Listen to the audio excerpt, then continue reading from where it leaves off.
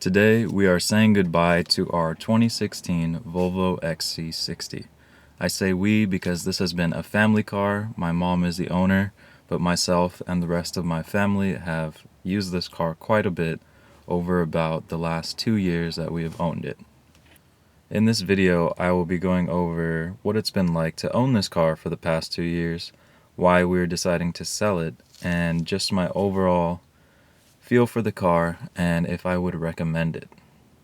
As I mentioned, we've had this car for about 2 years and put about 30,000 miles on it, so we've driven it quite a bit. It's at 72,000 miles now, and the main reason we're getting rid of it is because it is burning oil. This is a very weird kind of problem that we had to figure out because there is no dipstick on this car. This has been what has irritated me the most about this car, is that something as simple as checking your oil has become a huge pain. By trying to actually make it easier through a digital readout, it makes things far worse. Basically, the oil light was coming on way too often. It would show that the oil is low, so we would add oil. In order to check the oil on this car, you have to go through an interface. And for whatever reason, Volvo decided if you turn the car on, also you have to be on a completely flat surface. So if you turn the car on and then turn it off, you have to wait 2 hours just to get an oil readout. This doesn't really make any sense to me. I don't understand why this is necessary, and a dipstick would just make this not a problem at all and ease a lot of my complaints about this car. With that being said, at only 72,000 miles and only 5 or 6 years old, I'm very surprised that it is burning oil. So that's the main reason for getting rid of it. Because the oil readout is digital and there's no dipstick, along with the sensor being kind of inconsistent, the only way to figure out if it was truly burning oil was to take the oil out myself and measure it, which showed that it was burning oil because after adding a few quarts, it was still low, and there was no signs of leaks. And I have heard of many other owners with this model having the same exact oil burning problem. Now this is the 2-liter turbocharged 4-cylinder engine, and that seems to be the one that has the most issues with this problem. So I wanted to be completely transparent about the oil burning issue, but with that out of the way, let's talk about some of the other aspects of this car and things that I have enjoyed or maybe had some issues with as well. We'll start with the interior. First of all, these seats are excellent. We've taken this on many long journeys on family trips, and I've never had any complaints whatsoever. I have a Volvo myself, which is 10 years older, and I really do think Volvo makes some of the best seats out there. Even in my older C30, they still hold up great and are more comfortable than a lot of new modern cars. So the seats have been excellent in this car. Something about the interior that I also wasn't expecting was the gear shift. The gear shift was totally fine when we bought the car, but after just about 10,000 miles, it started to develop these cracks, and I've seen many people with this issue as well. It's not really a huge deal, but it is kind of unexpected for a car of this kind of luxury class to already have some cracking at such a low mileage. Next, the way that the infotainment is done is fine. I would say it's adequate, but it's not very impressive or intuitive. That goes for the oil readout as well. The whole kind of setup is just fine. It's not really the best. I really love these giant buttons. That's probably one of my favorite things that Volvo does. They still have physical buttons. Everything's super easy to use. It's just that the actual interface is a little bit slow. And I'll show you here when you're starting up the car, just to get the screen to turn on takes quite a while. In actual everyday driving, it's not a huge deal, but it's definitely behind the competition when it comes to the tech. In general, I also just think, despite this nice waterfall design, these buttons on here and things might look a little bit dated to people, but to me I don't mind because, again, these buttons are just super easy to use. So those are my thoughts there. In the trim that we have, you also get the panoramic sunroof, and to be honest, we don't really use it at all. Most of the time it's closed. I'm just not really super into it, I guess. I know a lot of people are going to be surprised by that. People seem to love these sunroofs. It's fine. I don't really need it, and I don't really open it because it's just pretty big and it creates a lot of extra noise. So, yeah, that actually leads me to my next point, which is the AC. The AC in Volvos doesn't seem to work that great. I say that based on my car, which is the 2009 C30, and this car. This one's always been smelly, which is kind of irritating. I've changed the filters, I've sprayed kind of Lysol on them, tried a bunch of things, but the AC when you start it, sometimes it just smells. It smells pretty odd. Also, it doesn't work great. Like anytime the temperature is above 80 degrees, it takes some time for it to cool down, and the fans aren't the strongest. So it's fine again, but I do wish it was a little bit better, and I honestly expect AC to work a bit better. So minor complaint there. I will say with the AC, I really love this system where you can direct basically airflow to the middle of your body, to your feet, or to your head. I just think that's a really nice visual and easy to see, and it seems like this is a Volvo standard because I have it in my 2009 as well. Very nice. Ergonomically, again, whole setup, very easy to use. One funny thing about this car is that there's a button to drop the headrest behind you, and it's very close to the steering wheel heater. So if you hit this button when someone's sitting back there, the headrest will basically smack them in the head. I have used that on occasion when the backseat driver is irritating me. So one of my secret features that I really like about this car. Now, as far as space in this car, the backseat isn't as big as you would expect, but I don't really have any complaints with it. My mom's usually driving and I sit behind her. She's very short, so she moves her seat up. It's really not a problem. Headroom is really good. Legroom can be a little bit tight. I'm about 5'11", and here is kind of how I sit in the car. As far as the hatchback, I guess, trunk space, it's pretty big, especially with the seats folded down, which is really easy to do. You have a lot of space in here. We've never not been able to fit anything that we need. Put our bikes and stuff in there, no problem. So no complaints there. It's actually pretty spacious with the seats down. Going back to the tech, one last thing I want to talk about is the start-stop in this car. And I guess I will briefly mention the safety features. It's a Volvo, it's safe. I turn all the safety features off, honestly, just because I find them annoying. Aside from the blind spot monitoring, which is always on, it just flashes a yellow light when someone's near you, which is helpful. I like that it doesn't make any noise. But the other assists, such as lane keep, make an annoying beeping sound. And there's also a parking warning. If you're in reverse and someone moves behind you, it beeps very loudly. I just look in the backup camera. I don't think that's necessary. But my mom likes the safety features, so that works for her. What I really don't like is the start-stop. In this car, it feels a little bit weirder than other cars that have it. In general, I don't like it, though. I don't think it doesn't feel natural at all, and it kind of just freaks me out when the car turns off. Maybe I'm just not used to it.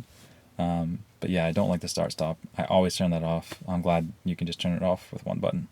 This also has heated seats in the front and the rear and on the steering wheel. And it's cool. I live in California. It doesn't get very cold, so you can use it sometimes when it's cold, which is like 50 degrees. It's nice to have, but it's really not necessary.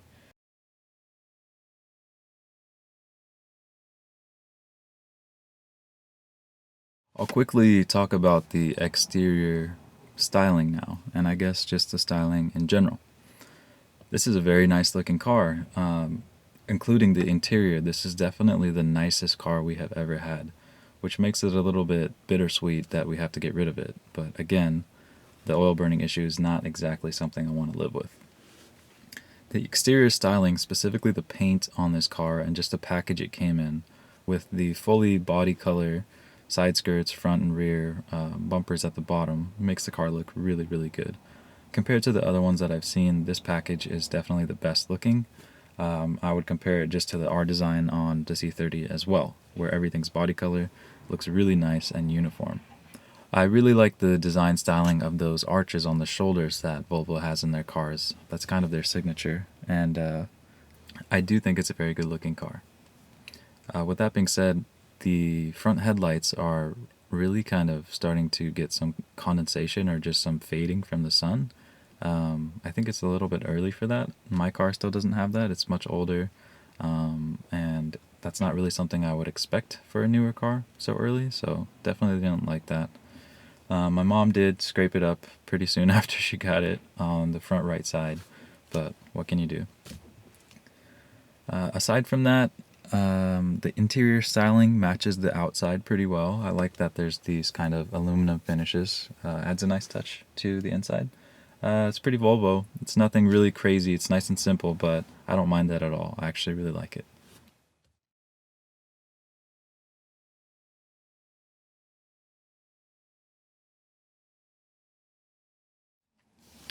Now, aside from the oil burning, I also wanted to just talk about maintenance. So, maintenance on this car, of course, is going to be more expensive than, let's say, a Japanese SUV.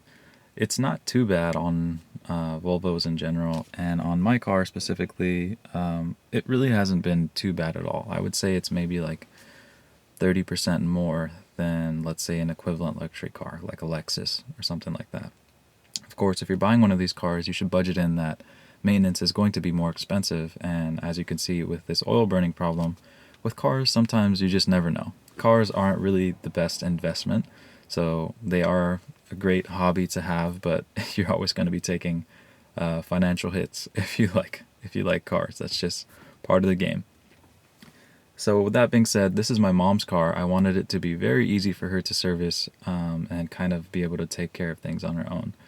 I would do the oil changes and stuff like that myself, but again, this digital readout and no dipstick just make it very annoying to get an accurate reading, so I didn't really want to worry about that.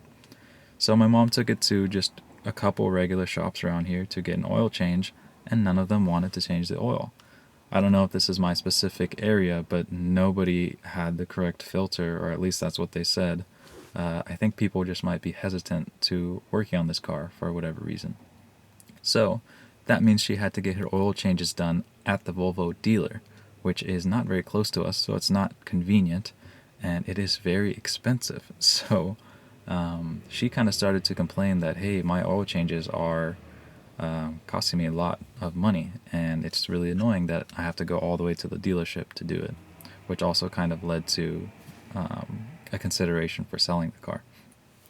Volvo also recommends that you do oil changes on here after like 10,000 or 12,000 miles, which is way too long in my opinion. And when I took out the oil to measure it due to the oil burning, it was super dirty. So with any car, I don't think, regardless of what the dealership tells you, that you should wait that long for oil changes. The longest I usually ever do oil changes is 5,000 miles, and I haven't had any issues with that. But 10,000, 12, and I've even heard of 20,000 mile intervals, I really don't think you should follow those guidelines, and I would just change it at 5,000 miles or so. Aside from the oil changes, we haven't had to do any maintenance on this car, and it's been reliable. Aside from the oil burning, it's never left us stranded.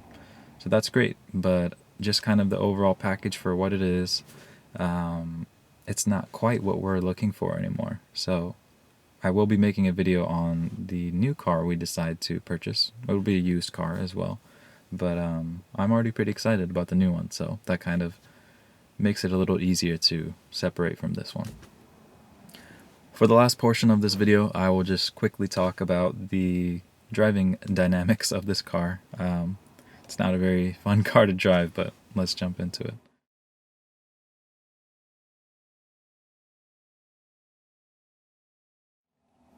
So I like the steering wheel on this car. I like it on mine as well. I think Volvo makes nice wheels for their kind of premium package wheels. This car is a 2-liter turbo, 4-cylinder, and it's fine power-wise. It's adequate. The power delivery is totally fine for someone who drives normally. For someone who is an enthusiast, it's not going to be something that you are excited to get in and drive every day for the performance. It is very exciting to get in to drive for the comfort and just the level of luxury. It's very relaxing and comfortable to drive. It's very soft, and the steering is extremely vague. I really don't feel anything through the steering wheel. I kind of don't really feel connected to the car. So that's kind of a big thing for me that kind of turns me away from cars. But for my mom, she has really liked this car, and if it weren't having these little issues here and there with the oil change annoyances, the digital readout, and burning oil, of course, she said she would keep it, no problem. She really likes it, and so for her, it's fine. For the demographic that this is kind of going for, my mom, she really, really likes it. From an enthusiast perspective, the steering is very vague. Acceleration is fine. It feels like it could benefit from a bigger engine, but it's not really necessary. You do get better fuel efficiency because it's a smaller engine. We get about 30 miles per gallon on long trips, which is pretty good for a vehicle of this size. But there's not much else to say. It's front-wheel drive. It doesn't. It's an SUV. I feel odd even talking about handling, but I guess I'll just rate it. Driving dynamics perspective, I would give it like a 3 out of 10. Comfort, I would give it probably about a 9. It's very, very comfortable. So we'll just leave it at that.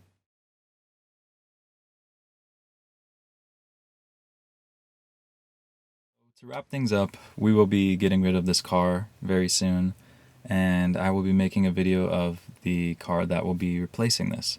I really enjoyed driving this car from a comfort standpoint. It's never left us stranded. We've put 30,000 miles on it, which is significant. But would I recommend this car? If the other engines do not have the same oil burning issue, I would recommend it for someone who is looking for something comfortable, doesn't mind higher maintenance costs, and doesn't really work on cars themselves. For me, as someone who works on it, I don't like the digital readout, but that might not bother you. The ergonomics are great. It has a lot of features such as the heated seats, heated steering wheel, panoramic sunroof, all of the safety features. So if those are your priorities, this would be a great car. And just for long trips, or if you have a smaller family, this is extremely safe and very, very comfortable for everyone. As far as the price range, I also believe it's pretty fairly priced for the competition. So again, with the oil burning issue, so basically if you're looking at a 2-liter turbo engine for the XC60, I wouldn't recommend it because many people have complained of the oil burning issue. If you care about little exterior things like your headlights fading, or interior-wise your shifter cracking and little things like that irritate you, that's something to keep in mind. Overall, it's been a fairly decent car. It hasn't really made me light up or be really excited to drive it or be in it, but it's been comfortable. It's been my mom's car. It's been reliable, and that's all I really have to say about it. Now, if any of you have a XC60 of the same year, same engine, or different engine, I'd like to hear your thoughts in the comments. How long have you had your car? What is the mileage? And what has it been like for you to own the car? So thank you guys for watching. I hope you have a good idea of what it's been like to own this car, and I will see you guys on the next one.